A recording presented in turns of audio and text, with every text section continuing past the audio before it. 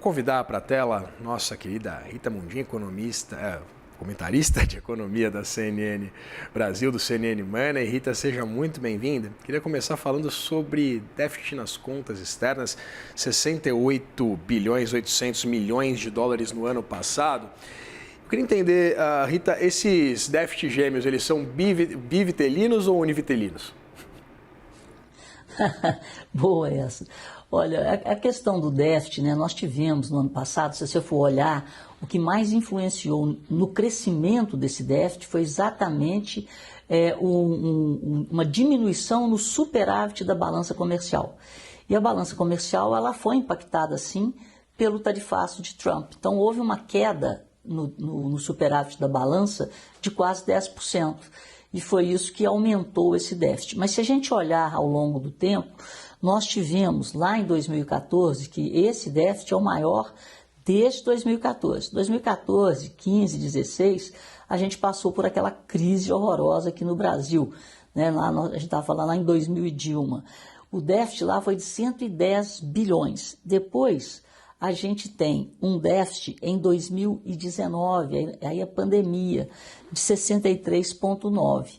E agora o déficit cresceu novamente por esse desempenho um pouco mais fraco da balança comercial, motivado pelo tarifácio e também por queda em algumas commodities, né? Nós vimos aí o petróleo recuando, o próprio minério recuando e depois o minério recuperou. Mas ao longo do ano a gente teve uma perda de preço tanto de petróleo quanto de minério. Mundim, mudando de assunto, a gente tem super quarta essa semana, Banco Central Brasileiro, Federal Reserve definindo suas tendências de política monetária. Entender qual recado o mercado manda ao reduzir a projeção da inflação no Boletim Focus, né? A gente acompanhou essa pelo menos agora a perspectiva, uma redução de agora patamar de 4% ao fim de 2026. E as principais casas de análise, Rita, já começa a aparecer aqui, também reduzindo de uma forma residual, é verdade, suas projeções de inflação para esse ano, agora na esteira, né, desse anúncio de redução do preço da gasolina para as distribuidoras por parte da Petrobras. Mas que recado o mercado está mandando de fato ao reduzir essas projeções de inflação no Boletim Focus? Olha, eu vou dar uma de Galípolo, né? Porque o Galípolo, sempre conservador, ele fala 4, mas está muito longe do centro da meta.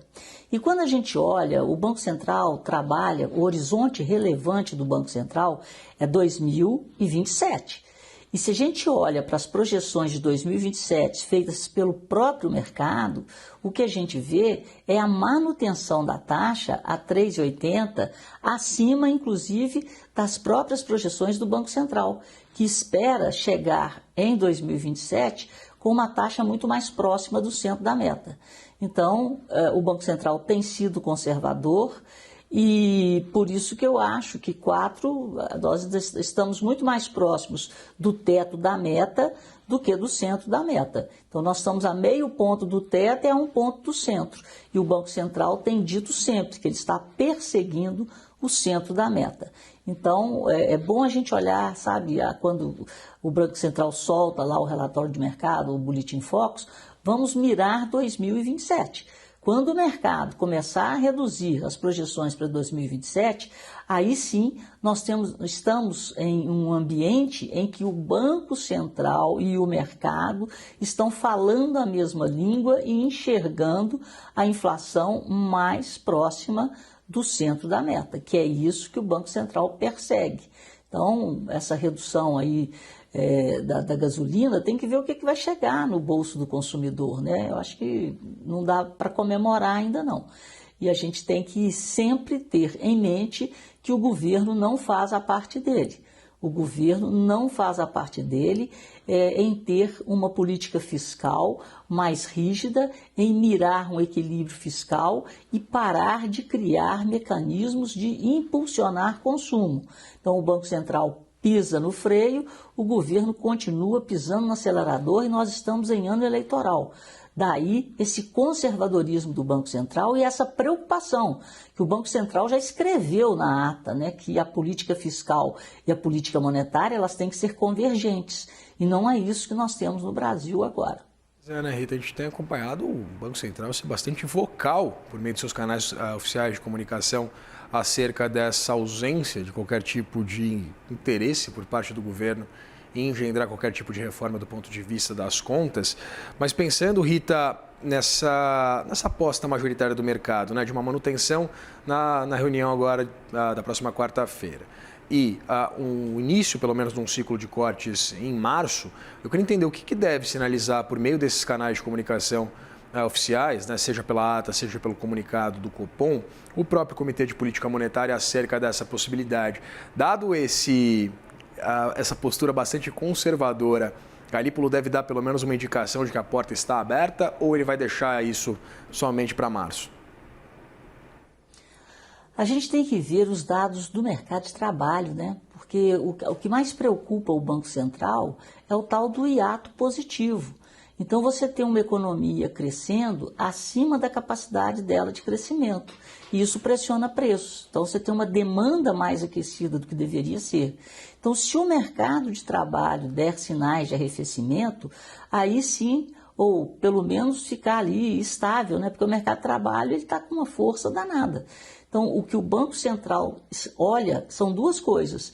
É a política fiscal, que não tem colaborado, e a força do mercado de trabalho que pressiona preços por um aumento de demanda, por um aumento da massa de renda e assim vai. Então, essas são as duas variáveis principais que estão tirando o sono do Banco Central. Tanto é que, né, a taxa projetada para o final do ano, nós já estamos bem acima de 2 dígitos, 12,25. Então, isso mostra a falta de colaboração da política fiscal e o mercado de trabalho resiliente. Então, vamos ficar de olho. Nós vamos ter a inflação prévia de janeiro, né, divulgada agora, o IPCA 15, que deve vir tranquilo aí em torno de 0,25%, 0,3%. Mas essas duas variáveis, o mercado de trabalho forte e uma política fiscal na contramão da política monetária, é que fazem com que o Banco Central não consiga antecipar ou acelerar o corte dos juros no Brasil. Rita, e esses dados eles devem, inclusive, balizar, pelo menos, essas projeções para o segundo TRI de 2027, né, que é quando a gente fala sobre o horizonte relevante perseguido pelo Banco Central, hoje com uma projeção de inflação de IPCA de 3,2%.